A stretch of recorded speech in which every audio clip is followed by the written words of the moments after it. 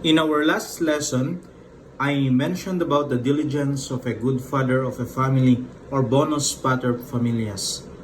I feel the need to expound on this topic because as students of obligations and contracts, I am sure that you will be meeting this concept again. So what does good father of a family mean? Dean Ernesto Pineda in his book Obligations and Contracts said that the concept of bonus paterfamilia is taken from the Roman law. Ordinarily, the father, not the mother, is the head of the family. As head, the father performs voluntarily his duties to provide support and protection to his family. He occupies a place of honor and leadership in the family. In recognition of this, his surname is carried over by his children and subsequent male generations. A good father is a person possessed of no less than ordinary or average diligence. He is a person who can always be depended upon. This is the abstract standard used to correspond to a normal, dependable person, guided by a good conscience that goads him to do good and avoid evil. As long as things are within his control, he will prevent the causing of injuries or damages to others. Anyone who acts below this standard is considered negligent. Needless to stress, the term good father of a family may be used to describe the diligent acts of a person, whether man or woman, and whether married or single. To illustrate the concept, let us look at two cases decided by the Supreme Court. The first case is the case of Phil Steel Coating Corp. Versus Edward Quiñones, GR number 194533, decided on April 19, 2017, under the ponencia of then former Chief Justice Sereno. The facts of the case. Richard, a sales engineer of Phil Steel, offered Edward of Amianan Motors their new product, primer-coated, long-span, rolled galvanized iron sheets or GI sheets. The latter showed interest but asked Richard if their products are compatible with the Gilder acrylic paint process used by Amianan Motors in the finishing of its assembled buses. Uncertain, Richard referred the query to his immediate superior Ferdinand, the Phil Steel's sales manager. Ferdinand assured Edward that the quality of their product was superior to that of the non-primer coated GI sheets being used by the latter in his business. Edward expressed reservations as the new product might not be compatible with the paint process used by Amianan Motors. Ferdinand further guaranteed that a laboratory test had in fact been conducted by Phil Steel and that the results proved that the two products were compatible. Hence, Edward was induced to purchase the product and use it in the manufacture of bus units. However, Edward received several complaints from customers who has bought bus units claiming that the paint or finish used on the purchased vehicles was breaking and peeling off. Edward then sent a letter complaint to Phil Steel invoking the warranties given by the latter. According to Edward, the damage to the vehicles was attributable to the hidden defects of the primer-coated sheets and or their incompatibility with the Gilder acrylic paint process used by Amianan Motors, contrary to the prior evaluations and assurances of Phil Steel. Because of the barrage of complaints, Edward was forced to repair the damaged buses. Phil Steel counters that Edward himself offered to purchase the subject product directly from the former without being induced by any Phil Steel's representatives. According to its own investigation, PhilSteel discovered that the breaking and peeling off of the paint was caused by erroneous painting application done by Edward. Issue: is Edward, the buyer, negligent? The Supreme Court said no, the buyer was not negligent and should therefore not be blamed for his losses. The Supreme Court said that negligence is the absence of reasonable care and caution that an ordinarily prudent person would have used in a given situation.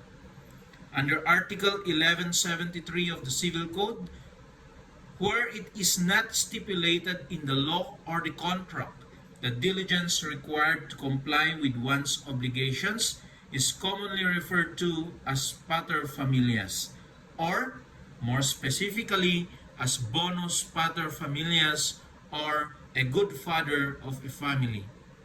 A good father of a family means a person of ordinary or average diligence. To determine the prudence and diligence that must be required of all persons, we must use as basis the abstract average standard corresponding to a normal, orderly person. Anyone who uses diligence below this standard is guilty of negligence. The court found that Edward applied acrylic primers which are stronger than epoxy primers. The GI sheets of PhilSteel were primer coated with epoxy primer. By applying the acrylic over the epoxy primer used on the GI sheets, the latter primer was either dissolved or stripped off the surface of the iron sheets. PhilSteel alleged that Edward showed negligence by disregarding what it calls a chemical reaction so elementary that it could not have escaped Edward, who has been in the business of manufacturing, assembling, and painting motor vehicles for decades. For this supposed negligence, PhilSteel insists that Edward cannot hide behind an allegation of breach of warranty as an excuse for not paying the balance of the unpaid purchase price. It bears reiteration that Edward had already raised the compatibility issue at the outset. He relied on the manpower and expertise of PhilSteel, but at the same time reasonably asked for more details regarding the product. It was not an impulsive or rash decision to buy. In fact, it took 4 to 5 meetings to convince him to buy the primed GI sheets, and even after making an initial order, he did not make subsequent orders until after a painting test proved successful. The test was conducted using Amianan's acrylic paint over PhilSteel's primer-coated GI sheets. Only then did Edward make subsequent orders of the primer-coated product, which was then used in the mass production of bus bodies by Amianan Motors. Thus, the court found that Edward exercised the necessary diligence of a good father of a family. He should not therefore be blamed for his losses. Now, let us look at another case, the case of Cecilia Yambao versus Melchorita C. Suñiga et al., GR number 146173, decided on December 11, 2003, under the ponencia of Justice Kisumbing. The facts of the case. Cecilia is the registered owner of Lady Cecil and Rome Trans passenger bus. At around 3:30 p.m. of May 6, 1992, the bus owned by Cecilia, being driven by her driver Seferino, bumped Hermie, a pedestrian. Such was the force of the impact that the left side of the front windshield of the bus was cracked. Hermie was rushed to the hospital where he was given medical attention, but due to massive injuries sustained, he died shortly thereafter. The heirs of Hermie filed a complaint for damages against Cecilia, the owner, and Seferino, the driver.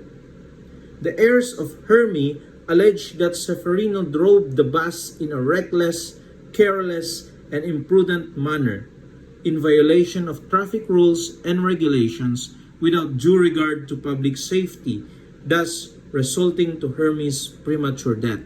In her answer, Cecilia vehemently denied the material allegations of the complaint. She tried to shift the blame for the accident upon the victim, theorizing that Hermie bumped into her bus while avoiding an unidentified woman who was chasing him. She further alleged that she was not liable for any damages because, as an employer, she exercised the proper diligence of a good father of a family, both in the selection and supervision of her bus driver. Issue: did Cecilia comply with the diligence of a good father of a family in hiring her bus driver? The Supreme Court said no. Article 2180 of the Civil Code provides that employers shall be liable for damages caused by their employees, but the responsibility shall cease when the employers can prove that they observed all the diligence of a good father of a family to prevent damage. The diligence of a good father referred to in Article 2180 means diligence in the selection and supervision of employees. Thus, when an employee, while performing his duties, causes damage to persons or property due to his own negligence, there arises the rebuttable presumption that the employer is negligent, either in the selection of the employee or in the supervision over him after the selection. For the employer to avoid the solidary liability for a tort committed by his employee, an employer must rebut the presumption by presenting adequate and convincing proof that in the selection and supervision of his employee, he or she exercises the care and diligence of a good father of a family. In this case, the court found that Cecilia failed to rebut the presumption of negligence on her part. Cecilia's claim that she exercised due diligence in the selection and supervision of her driver deserves scant consideration. Her allegation that before she hired Seferino, she required him to submit his driver's license and clearances is worthless, in view of her failure to offer in evidence certified true copies of said license and clearances. Bare allegations unsubstantiated by evidence are not equivalent to proof under the rules of evidence. Moreover, Cecilia contradicts herself. She declared that Seferino applied with her sometime in January 1992, and she then required him to submit his license and clearances. However, the record shows that she did admit that Seferino submitted the said requirements only on May 6, 1992, or on the very day of the fatal accident itself. In other words, Cecilia's own admissions clearly and categorically show that she did not exercise due diligence in the selection of her bus driver.